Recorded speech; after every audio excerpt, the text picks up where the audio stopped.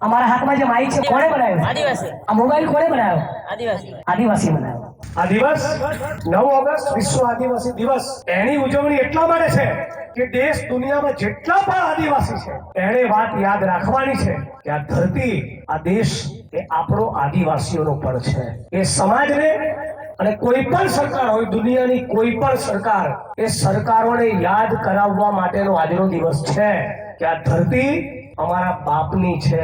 આ જળ જમીન અને જંગલ ઉપર પહેલો અધિકાર અમારો આદિવાસી સમાજનો છે અને સરકારો તો અમારી નોકર છે, નોકર. આ યાદ કરાવવા માટેનો દિવસ છે. હમણાં ભેરાભાઈ ને બીજા બધા મિત્રો જોડે અમે લીંડી પાદર બેઠા હતા મારા મત વિસ્તારમાં. આવે તો બધા ભાઈઓ સાથે હું વાત કરતો હતો. કલેક્ટર કચેરીનું મકાન કોણે બનાવ્યું? કલેક્ટર કચેરીના મકાનની ઈંટો મૂકી કોણે? એમાં ચણતર પ્લાસ્ટર કર્યું કોણે?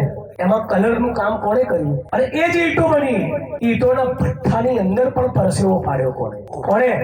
આદિવાસી. કોણે પાડ્યો?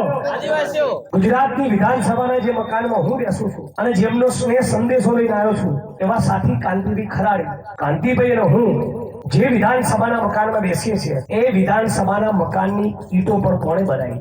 આ ધરતીથી આ ગામથી વિધાનસભાના મકાન સુધી કલેક્ટર કચેરી જવા સુધીનો રોડ રસ્તો કોણે બનાવ્યો? કોણે બનાવ્યો? આદિવાસી. એમાં કોનો પરસેવો છે? આદિવાસી. એ રોડની ડાબે જમણે બંને બાજુ ઉપર જે હોટલો છે, જે મકાન છે, એ બિલ્ડિંગ છે, શોપિંગ સેન્ટરો છે, ટાવરો છે, વીજળીના થાંભલા છે, એ કોણે ઉભા કર્યા? આદિવાસી. આ ખેતરમાં કાળી મજૂરી કરીને જુવાર ને મકાઈ કોણે પેદા કર્યો? કોણે પેદા કર્યો? આદિવાસીઓ. અમારા હાથમાં જે માઇક છે, માઇક માંથી જે બોલું છું, આ માઇક જે કારખાનામાં બન્યું કોણે બનાવ્યું? આદિવાસી. આ જે મોબાઈલ માંથી આ ભાઈ વિડીયો લે છે મારો, આ મોબાઈલ કોણે બનાવ્યો?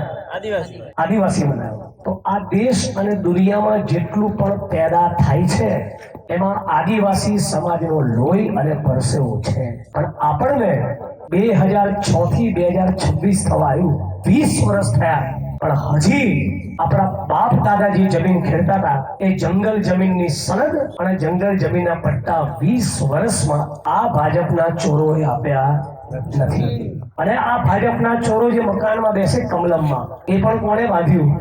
કોણે બાંધ્યું? આદિવાસી. એ કમલમની ભાજપની કચેરીમાં જે નેતાઓ ગાડીઓ લઈને આવે એ ગાડીઓ જે ફેક્ટરીઓમાં બની એ ફેક્ટરીઓમાં પરસેવો કોણે પાડ્યો? આદિવાસી. એ કારની ઉપર જે કલર લાગ્યો એ કલર કોણે લગાવ્યો?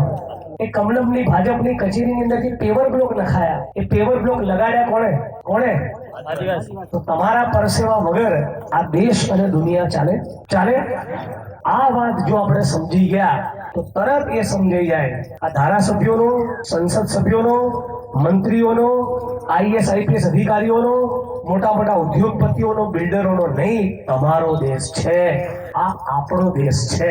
એટલા માટે કહીએ છીએ. શું નારો લગાવ્યો હતો પહેલો?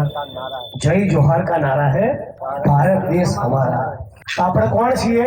આ દેશના માલિકો. આ પોલીસના કોન્સ્ટેબલ ભાઈ બેઠા છે. આ કોન્સ્ટેબલો ના હોય તો એસપી શું કરે?